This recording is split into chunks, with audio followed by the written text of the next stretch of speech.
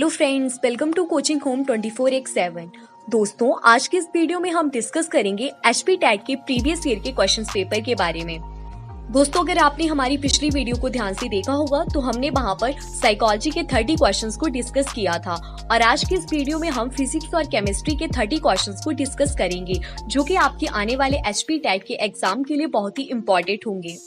Friends, अगर आप हमारा सपोर्ट करेंगे तो हम आपको और भी नई नई वीडियोस अपने चैनल पर उपलब्ध करवाएंगे। तो फ्रेंड्स, अपनी वीडियो को हम स्टार्ट करते हैं। क्रिया और प्रतिक्रिया बल एक दूसरे को निरस्त नहीं करते क्योंकि ये आपके पास ऑप्शंस रहेंगे। एक ही वस्तु पर कार्य करते हैं, एक ही वस्तु पर कार्य नहीं करते, विपरीत दिशा में एक ही वस्तु पर कार्य करते हैं या फिर बराबर नहीं है। तो फ्रेंड्स, इसका जो राइट आंसर है वो ऑप्शन बी हो जाएगा, एक ही वस्तु पर कार्य नहीं करते। और फ्रेंड्स, अगर आपको हिंदी मीडियम पढ़ने में प्रॉब्लम आ रही है तो हिंदी के सामने ही क्वेश्चंस इंग्लिश में ट्रांसलेट किया है, आप वहां से क्वेश्चंस को पढ़ सकते हो। और अगला प्रश्न है, जब धात्विक चालक में विद्युत धारा प्रवाहित होती है तो चालक में उत्पादित ऊष्मा की मात्रा इसके डैश पर निर्भर करती है। आपके पास ऑप्शंस रहेंगे केवल पदार्थ और लंबाई, केवल लंबाई और मोटाई, केवल पदार्थ और मोटाई या फिर पदार्थ, लंबाई और मोटाई। तो फ्रेंड्स, इसका जो राइट आंसर है वो ऑप्शन डी हो जाएगा, मटेरियल लेंथ एंड थिकनेस, पदार्थ, लंबाई और मोटाई। हमारा अगला प्रश्न है, यदि आप किसी क्षीण ध्वनि को प्रबल ध्वनि में परिवर्तित करना चाहते हैं तो उसके लिए आपको निम्नलिखित में से किस में वृद्धि करनी होगी। तो फ्रेंड्स, आपके पास ऑप्शंस रहेंगे तरंग दैर्घ्य, वेग, आवृत्ति या फिर आयाम।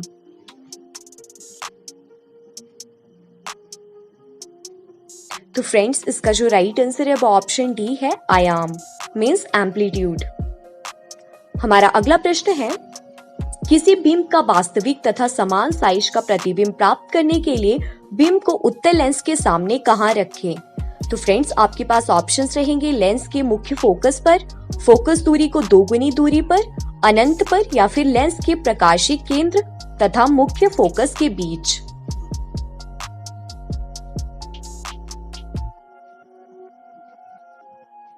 तो फ्रेंड्स, इसका जो राइट आंसर है वो ऑप्शन बी हो जाएगा, फोकस दूरी को दोगुनी दूरी पर means at twice the focus length.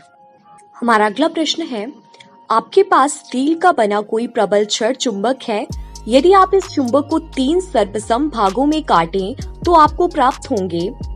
आपके पास ऑप्शंस रहेंगे एक उत्तर ध्रुव, एक दक्षिण ध्रुव और एक दक्षिण ध्रुव सहित पूर्ण चुंबक, एक उत्तर ध्रुव, एक दक्षिण ध्रुव और एक स्टील की छड़, या फिर 3 सर्वसम चुंबक या फिर 3 सर्वसम चुंबक और एक स्टील की छड़।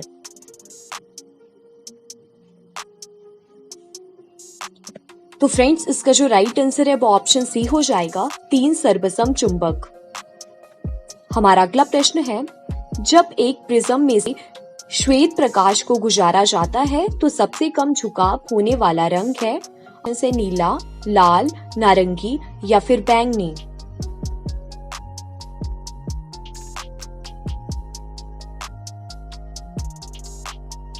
तो फ्रेंड्स, इसका जो राइट आंसर है वो ऑप्शन बी है, लाल।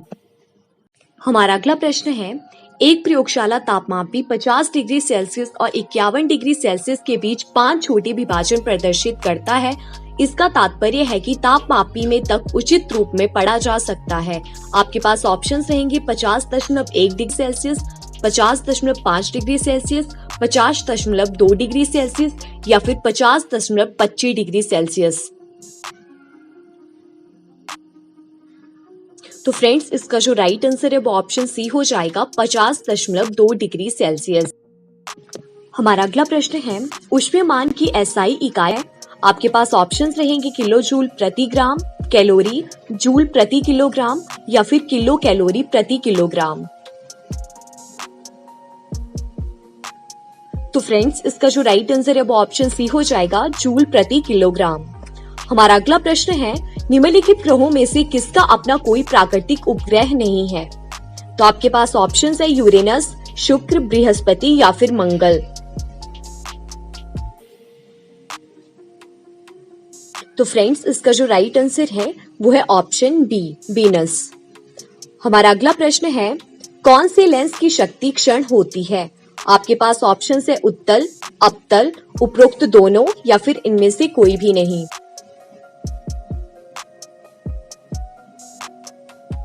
तो फ्रेंड्स इसका जो राइट आंसर है वो ऑप्शन बी है, अपतल लेंस की शक्ति क्षण होती है। प्रश्न है, सामान्य दृष्टि से वयस्क के लिए सुस्पष्ट दर्शन की अल्पतम दूरी होती है। आपके पास ऑप्शन है 25 मीटर, 25 सेंटीमीटर, 2.5 सेंटीमीटर या फिर 2.5 मीटर। तो फ्रेंड्स इसका जो राइट आंसर है वो ऑप्शन बी है, 25 सेंटीमीटर। हमारा अगला प्रश्न है, ध्वनि का वेग अधिकतम होता है। आपके पास ऑप्शन है वायु में, निर्वात में, पानी में या फिर स्टील में।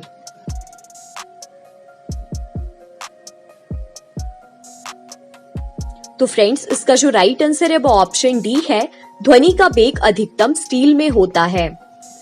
हमारा अगला प्रश्न है, टंगस्टन का गलनांक क्या है?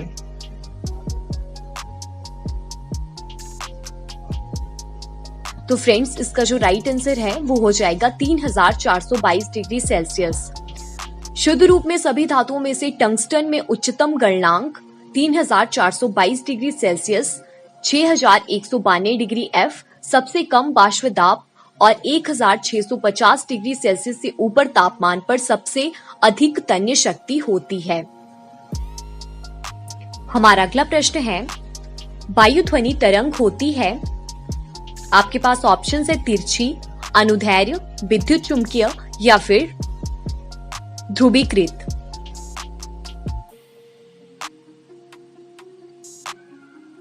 तो फ्रेंड्स इसका जो राइट आंसर है वो है ऑप्शन बी, वायु ध्वनि तरंग अनुदैर्घ्य होती है।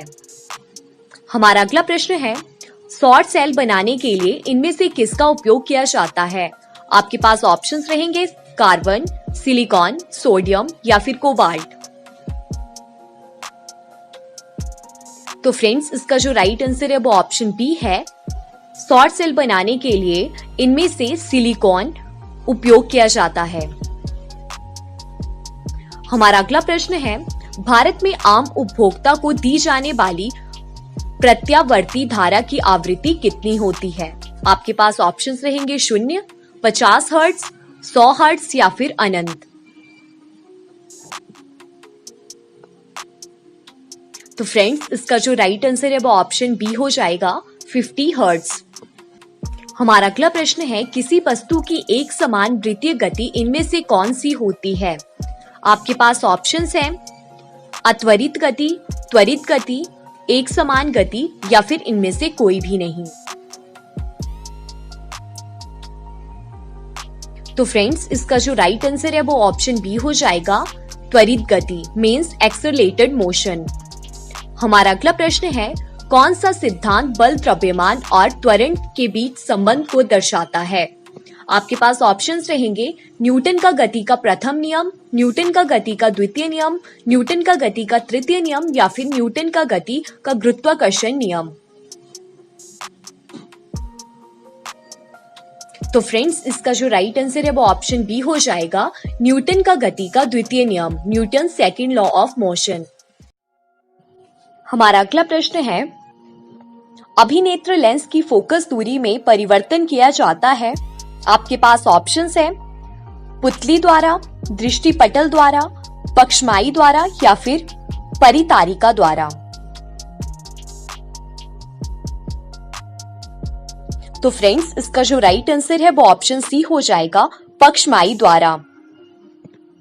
हमारा अगला प्रश्न है, इनमें से कौन सी ऊर्जा की इकाई नहीं है? आपके पास ऑप्शंस रहेंगे जूल, न्यूटन मीटर, किलोवाट या फिर किलोवाट आवर।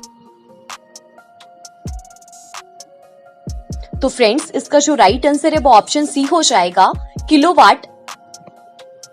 हमारा अगला प्रश्न है, एक किसान 10 मीटर भुजा वाले एक वर्गाकार खेत की सीमा पर 40 सेकंड में एक चक्कर लगाता है। 2 मिनट और 20 सेकंड के बाद किसान के विस्थापन का परिणाम क्या होगा? तो फ्रेंड्स आपके पास ऑप्शंस रहेंगे 140 मीटर, 20 मीटर, 10√2 मीटर या फिर 0।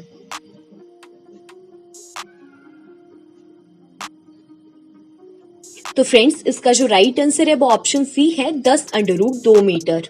हमारा अगला प्रश्न है, निम्नलिखित में से कितने संचालन प्रक्रिया के माध्यम से ऊष्मा स्थानांतरित होती है? आपके पास ऑप्शंस रहेंगे कमरे का हीटर, सूर्य से पृथ्वी को, जब चम्मच को गर्म चाय में डुबोया जाए तब चम्मच के एक सिरे से दूसरे सिरे तक, या फिर समुद्री समीर तथा थल समीर। तो इसका जो राइट आंसर है वो ऑप्शन सी है, जब चम्मच को गर्म चाय में डुबोया जाए तब चम्मच के एक सिरे से दूसरे सिरे तक। हमारा अगला प्रश्न है, merry go round 10 metre second की अपरिवर्ती गति से घूमता है, इसका निहितार्थ यह है कि आपके पास ऑप्शंस है, ब एक समान वेग से घूम रहा है, ब एक समान त्वरण से घूम रहा है, ब एक समान गति से घूम रहा है, या फिर एक दूसरे के सापेक्ष स्विगों द्वारा तय की गई वास्तविक दूरी 10 मीटर है।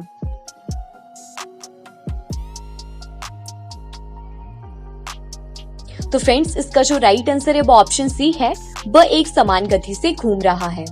हमारा अगला प्रश्न है, वायु में 0 डिग्री सेल्सियस पर ध्वनि की चाल है। आपके पास ऑप्शंस रहेंगे 331 मीटर प्रति सेकंड, 335 मीटर प्रति सेकंड, 338 मीटर प्रति सेकंड, या फिर 344 मीटर प्रति सेकंड। तो फ्रेंड्स इसका जो राइट आंसर है वो ऑप्शन ए है, 331 मीटर प्रति सेकंड। हमारा अगला प्रश्न है, अपश्रव्य ध्वनि को निम्नलिखित में से कौन सा सुन सकता है? आपके पास ऑप्शन है कुत्ता, चमगादड़, राइनोसिरस, या फिर मनुष्य। तो फ्रेंड्स इसका जो राइट आंसर है वो है ऑप्शन सी, राइनोसिरस। ग्राफ होता है, आपके पास ऑप्शन है सरल रेखा, वक्र रेखा, वर्गाकार, या फिर कोई भी आकार हो सकता है। तो फ्रेंड्स इसका जो राइट आंसर है वो ऑप्शन डी है, कोई भी आकार हो सकता है। हमारा अगला प्रश्न है, किसी निश्चित ऊंचाई पर उड़ते हुए पक्षी के ऊपर इनमें से कौन सी ऊर्जा होगी? आपके पास ऑप्शन है केवल गतिज ऊर्जा, केवल स्थितिज ऊर्जा, गतिज ऊर्जा और स्थितिज ऊर्जा दोनों ही, ना गतिज ऊर्जा और ना ही स्थितिज ऊर्जा। तो फ्रेंड्स इसका जो राइट आंसर है वो ऑप्शन सी हो जाएगा, गतिज ऊर्जा और स्थितिज ऊर्जा दोनों ही। हमारा अगला प्रश्न है, एक व्यक्ति द्विफोकसी लेंसों का उपयोग कर रहा है, वह पीड़ित है। आपके पास ऑप्शंस है निकट दृष्टि दोष से, दीर्घ दृष्टि दोष से, ए और बी दोनों से, या फिर इनमें से कोई भी नहीं। तो फ्रेंड्स इसका जो राइट आंसर है वो ऑब्वियसली ऑप्शन सी हो जाएगा, ए और बी दोनों ही। वो निकट और दूर दृष्टि दोनों से ही पीड़ित है। हमारा अगला प्रश्न है, किसी वस्तु का हवा में द्रव्यमान 40 किलोग्राम है, उसी वस्तु का द्रव्यमान पानी में क्या होगा? आपके पास ऑप्शन है 40 किलोग्राम से अधिक, 40 किलोग्राम से कम, 40 किलोग्राम, या फिर 0।